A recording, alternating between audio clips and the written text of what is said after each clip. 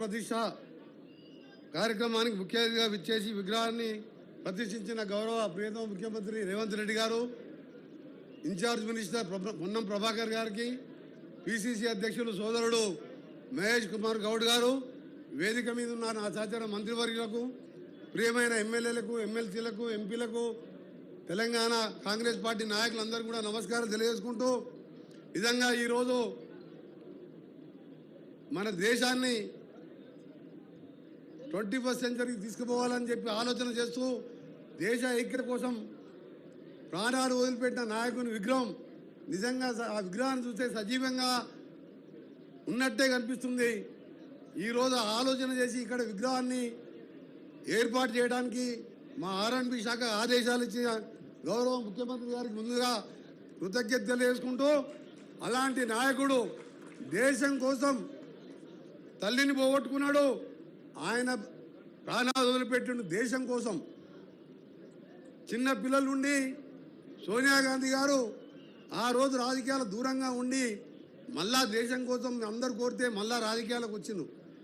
అలాంటి విగ్రహాన్ని మొన్ననే తెలంగాణ ఇచ్చిన తెలంగాణ దేవతగా సోనియా గాంధీ గారు మన తెలంగాణ ఇచ్చి ఇక్కడ విగ్రహం మా ముఖ్యమంత్రి గారు ఆలోచన చేసి పెడితే ఇవాళ పనికిరాని వాళ్ళు తెలంగాణ కోసం దొంగ నాటకాలు వేసి, ఒకడేమో పెట్రోల్ దొరికింది కానీ అగ్గిపెట్ట దొరకలే, ఒక ఆయన హాస్పిటల్లో వండుకొని దొంగ దీక్షలు చేసుకుంటూ రాజీవ్ గాంధీ విగ్రహం ఎలా పెడతారు, రేపు మా గవర్నమెంట్ వస్తుంది వచ్చినాక చూసుకుంటా అన్నాడు.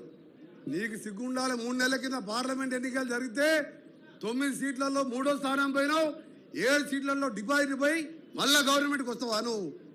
రాజీవ్ గాంధీ గురించి మాట్లాడి, త్యాగాల కుటుంబం గురించి మాట్లాడే మీ దోపిడి కుటుంబానికి ఆ అర్హత కూడా లేదు. ఎందుకంటే ఆ కుటుంబం దేశం కోసం ప్రాణాలు అర్పించింది. ఇవాళ తెలంగాణ పిల్లలు చనిపోతుంటే 20 స్థానాలున్న ఆంధ్రప్రదేశ్లో ఒక వార్డు మెంబర్ లేకున్నా పార్టీని పోగొట్టుకొని తెలంగాణ ఇస్తే, ఇవాళ అలాంటి సోనియా గాంధీ గారి భర్త మాజీ ప్రధానమంత్రి 18 సంవత్సరాలకే ఓటు హక్కు కల్పించి యువత ఓటుతోనే దేశం మలుపు తిరుగుతుందని చెప్పి ఆలోచన చేసిండు. గ్రామ పంచాయతీలకు నేరుగా ఆ కాలంలో 2-3 లక్షల నిధులు వచ్చాయి. అలాంటి నాయకుడిని విగ్రహాన్ని తీసేశారంట. మిస్టర్ కేటీఆర్, కొద్దిగా నీ మానసిక పరిస్థితి కూడా మాకు డౌట్ అనిపిస్తున్నది. 16 సీట్లలో నువ్వు ఓడిపోయినా కానీ మళ్ళా గవర్నమెంట్ వచ్చే ఆలోచన ఉందంటే నీ ఆరోగ్యం కూడా డాక్టర్లతో చెక్ చేసుకోవాలని ఎక్కువ మాట్లాడకుండా, ఎందుకంటే పొద్దున ఆ మాట చూసిన తర్వాత నీ నల్గొండలో ఉండి అక్కడనే మాట్లాడినా బాధ అనిపిస్తున్నది. ఆ కుటుంబం గురించి మాట్లాడుతుంటే ఒక ఆయనేమో పెద్ద మంచి సాగు నోట్ల తలకాయ పెట్టుకొచ్చినాను, పిల్లలేమో చచ్చిపోయిన 1100 మంది, ఈయనేమో సాగు నోట్లు పెట్టి బయటకు దుంకొచ్చింది. ఈయన దొంగ కుటుంబం.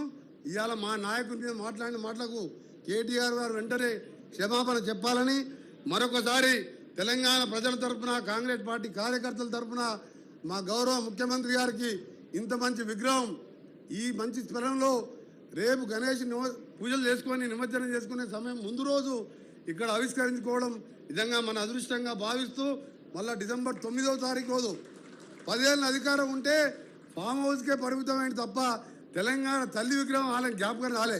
మొన్ననే ముఖ్యమంత్రి గారు శంకుస్థాపన చేసిండు. డిసెంబర్ 9 రోజు ఇదే సెక్రటరియట్లో ఆవిష్కరించుకోబోతున్నాం. ఈ సందర్భంగా తెలంగాణ రాష్ట్రం అభివృద్ధి కావాలని వారు చేసే కార్యక్రమాలన్నీ కూడా మనకు తెలుసు. వారు చెప్తారు, ముఖ్యమంత్రి గారు వారి నాయకత్వంలో మేము మంత్రులం, ఎమ్మెల్యేలం, ఎమ్మెల్సీలం అందరం కూడా తెలంగాణ రాష్ట్రాభివృద్ధికి పనిచేస్తామని తెలియజేసుకుంటూ మరొకసారి ముఖ్యమంత్రి గారికి ధన్యవాదాలు తెలియజేసుకుంటూ, ఎందుకంటే ఈ సెక్రటరియట్ దగ్గర ఇంత మంచి విగ్రహం కాదు నిలువెత్తు ఆయన చూస్తుంటే సాక్షాత్ రాజీవ్ గాంధీ బతికొచ్చినట్టు అనిపిస్తుంది.